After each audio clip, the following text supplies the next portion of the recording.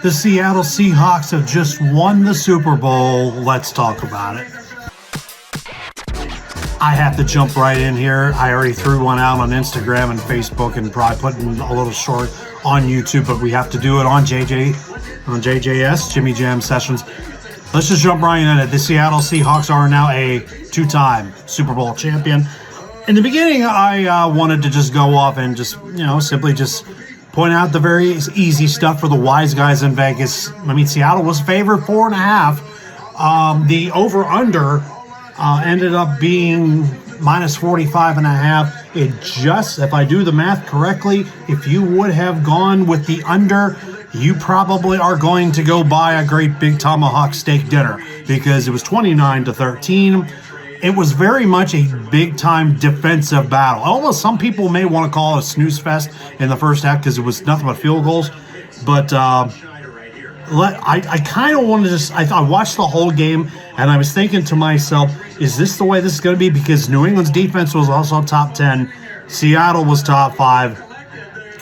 But I'm thinking my prediction was 27-23 because I just feel like New England just keeps finding ways to win. Not as bad as Kansas City, but New England. I go back. Let's just first go off on 29-13. New England 14-3. They deserve to get to this position, but and again, first off, you're welcome. Seattle gets a gift basket from the Pittsburgh Steelers because the tie of 6 Super Bowls remains. So we keep that. So I'll get that little Easter egg out of the way. But Drake May did not have a great game. Let's just go to the stats. 27-43. Threw for near 300 yards, but he had a passer rating of 79. 2 touchdowns. They were late.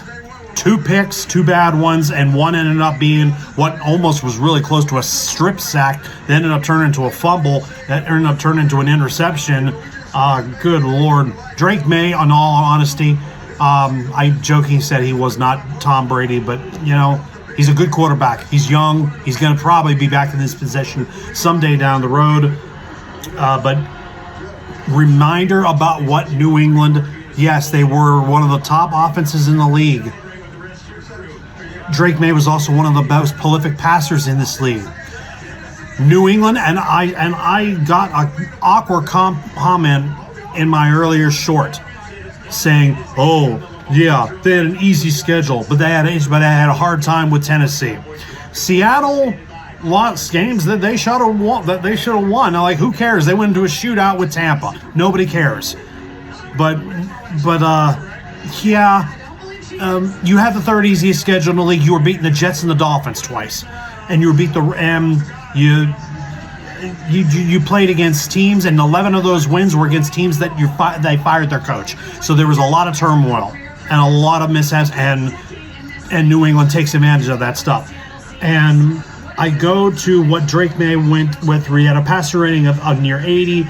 I mean, the running game was okay. It wasn't great. This was supposed to be maybe a Stephon Diggs day. Remember when Stephon Diggs would just stand outside on the sideline watching Kansas City celebrate? He finally gets to a Super Bowl. 3 catches for 37 yards, no score.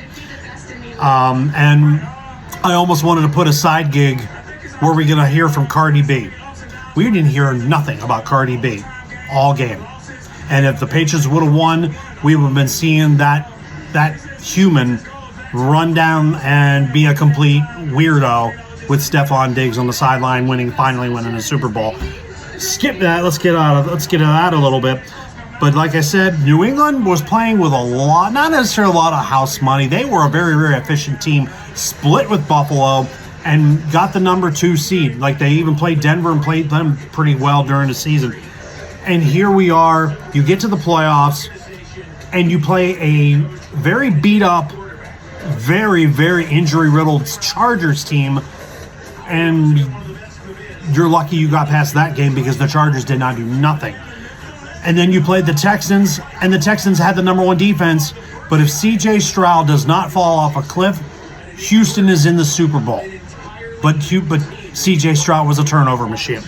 And then the simple one enough is New England. They were the number 2, going to Denver, the number 1. And Denver does not have Bo Nix, who broke his ankle the second to the last play against Buffalo.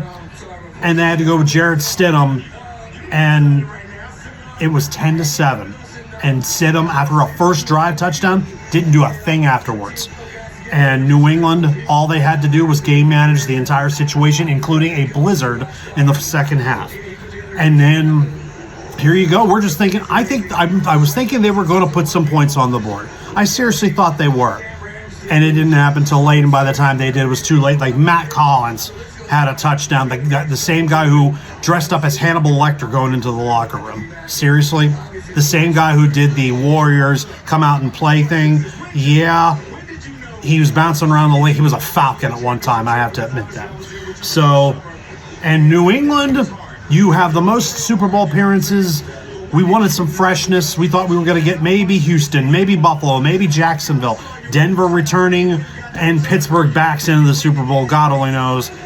But we get New England again, and this is what you get. And I'm not going to disrespect anything from the people in New England because you already had a bunch of dynasties, and you got back to the Super Bowl. And I can't argue with that because you were coming off a rebuild and you had 120-some million to spend in cap room, and you went out and spent it, and it worked for you. And I would say this gratefully, there is a couple teams in the league that can have 120 million in a rebuild and not know what to do with it. Arizona would not know what to do with it. New Orleans would not know. The Jets wouldn't know. New England, they did. That's why their front office coach, that's why their 4 tiers are S tier. Ownership, front office, coach, quarterback are all S tier. Drake May will eventually be an S. Give them another couple of years. I think they'll get back to the Super Bowl. I don't know when, but this was a time that they could do it. But when you go against, without a doubt, one of the top defenses in the league, there was the one time it was the Legion of Boom. This time it was the Dark Side, is what they nicknamed the Seattle defense this time around. But 29-13, it was 9-0 at the half.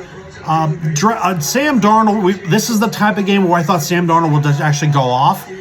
And he actually did not have to do a lot, but because the New England defense did very well. Christian Gonzalez had 3 knockdowns.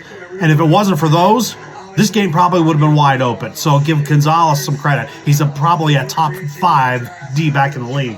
Sam Darnold, 19 of 38 for 202 and a touchdown, no picks, 75 passer rating rounded up. All he had to do was game manage. Kenneth Walker was the MVP without question.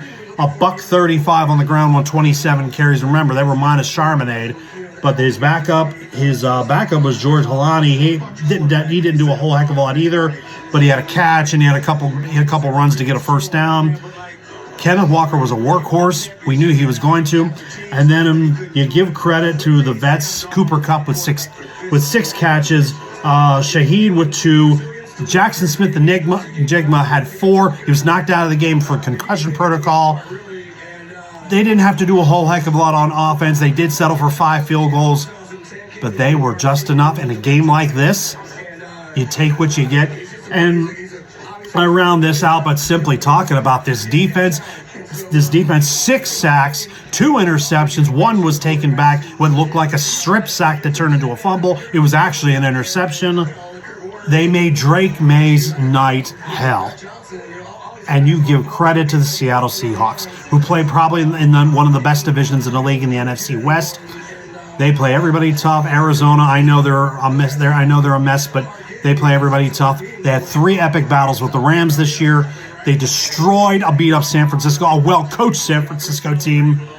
So, and I will close this out by simply saying, I don't know who's going to win next year. Seattle may be favored. The Rams will probably be around. Kansas City, are they going to rebuild? Of course they're going to, please. Is Buffalo's window closing? Are the Patriots going to be back? Does Indianapolis regroup? Does Cincinnati finally build the guff to build and help keep Joe Burrow?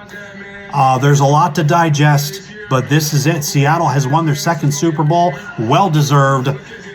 And to close this out, think about this, and I put this on a Facebook post. Sam Darnold is a Super Bowl champion. Sam Darnold is going to be the only quarterback out of that 2018 draft class that has Lamar Jackson and Josh Allen. Sam Darnold has a ring. Let that get into your head. Sam Darnold is a Super Bowl champion. Go Seahawks. Go 12. Now the NFL bar is closed. See you at the draft.